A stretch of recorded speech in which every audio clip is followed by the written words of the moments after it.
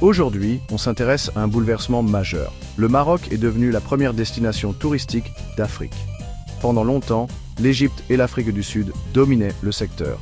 Mais en 2024, le Maroc a franchi un cap historique, dépassant ses rivaux. Ce succès s'explique par une offre touristique d'une diversité rare. Des souks de Marrakech aux plages d'Agadir, des montagnes de l'Atlas au désert de Merzouga. Cette richesse attire des voyageurs du monde entier, venus découvrir toutes les facettes du royaume. Comment le Maroc a-t-il opéré cette transformation pour devenir le leader incontesté du tourisme africain? C'est ce que nous allons décrypter dans cette vidéo. Pour mesurer l'ampleur du phénomène, regardons les chiffres. En 2024, le Maroc a accueilli un record de 14,5 millions de touristes, dépassant toutes les prévisions et s'installant en tête du continent.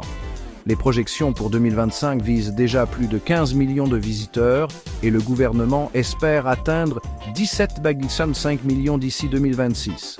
Le tourisme pèse désormais plus de 7% du PIB marocain, générant près de 10 milliards d'euros en 2024.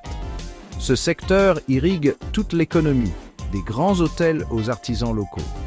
Le point de bascule, le Maroc a dépassé l'Égypte en nombre de visiteurs, un symbole fort d'un nouveau leadership africain.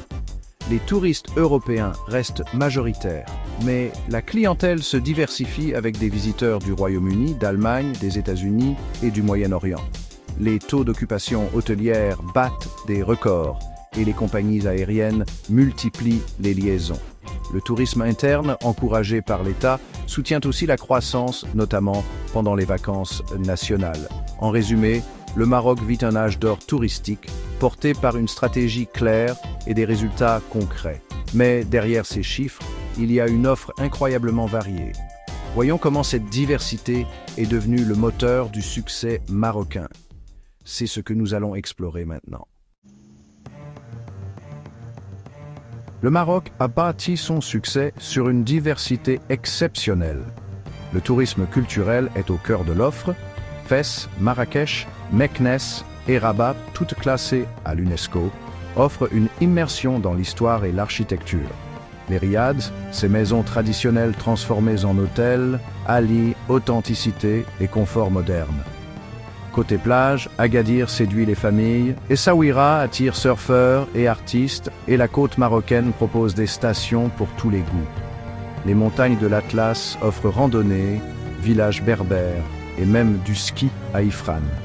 Le désert du Sahara, avec Merzouga et Chegaga, propose des bivouacs de luxe et des expériences inoubliables sous les étoiles. Le Maroc a aussi développé le tourisme de luxe, le golf, le bien-être et le tourisme durable, répondant à une demande internationale croissante.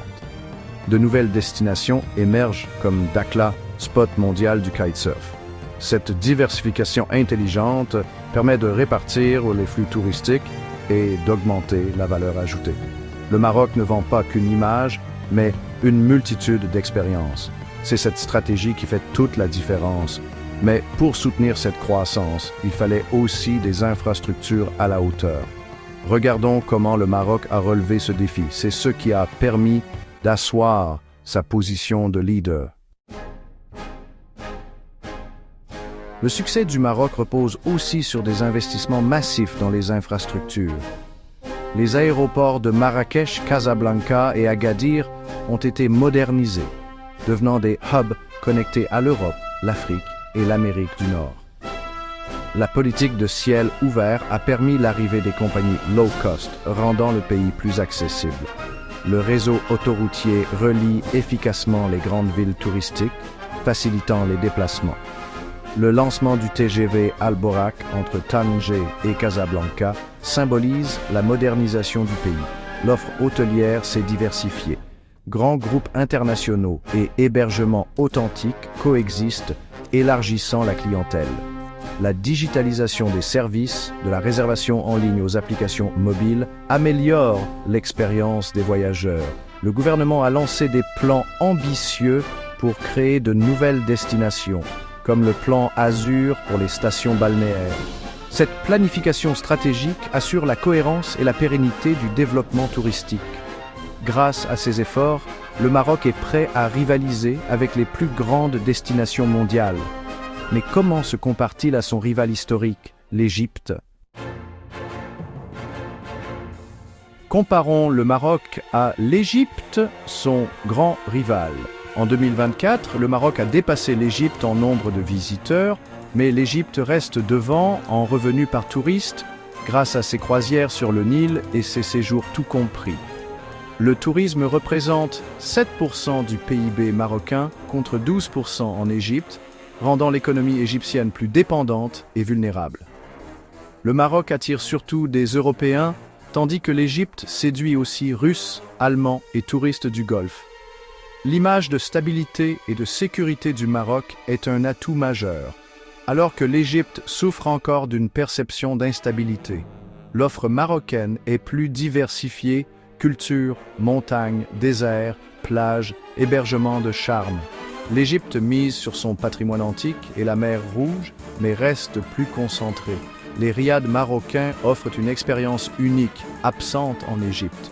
Le Maroc a su monter en gamme et diversifier ses hébergements, séduisant une clientèle en quête d'authenticité. En résumé, le Maroc a misé sur la diversité, la sécurité et la modernisation, tandis que l'Égypte reste centrée sur son héritage antique. C'est ce qui explique le nouveau leadership marocain. Mais le Maroc ne compte pas s'arrêter là. Or, le Maroc vise encore plus haut avec une stratégie ambitieuse pour 2026. 17,5 millions de touristes et 120 milliards de dirhams de recettes. Le développement du tourisme intérieur est encouragé, renforçant la résilience du secteur. Le Maroc se positionne aussi comme hub pour les voyageurs africains, grâce à Royal Air Maroc et à une connectivité croissante. Des partenariats avec des plateformes comme Booking.com et Airbnb boostent la visibilité internationale.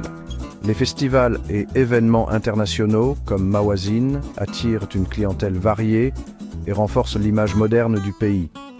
Mais le grand tournant sera la Coupe du Monde 2030, co-organisée avec l'Espagne et le Portugal. Cet événement va générer des investissements massifs dans les stades, aéroports, hôtels et transports. La visibilité mondiale sera sans précédent, attirant des millions de nouveaux visiteurs. L'objectif, 26 millions de touristes par an à l'horizon 2030. La Coupe du Monde est l'aboutissement de 20 ans de stratégie touristique. Le Maroc veut s'imposer comme une grande nation du tourisme mondial. Les défis sont immenses, mais l'ambition est à la hauteur. Le royaume ne vise plus seulement l'Afrique, mais le monde. Voyons ce que cela signifie pour l'avenir du continent. Le Maroc n'est plus seulement une destination de vacances. C'est un modèle pour l'Afrique. Stabilité politique, diversité de l'offre et investissement stratégique ont permis au royaume de bâtir un tourisme résilient et ambitieux. Le pays attire des millions de visiteurs en quête d'expériences authentiques dans un environnement sûr et accueillant. L'organisation de la Coupe du Monde 2030 va accélérer cette dynamique. Le Maroc inspire désormais d'autres pays africains à repenser leur stratégie touristique. Si vous voulez suivre les grandes transformations du continent, abonnez-vous et activez les notifications. Merci et à très bientôt.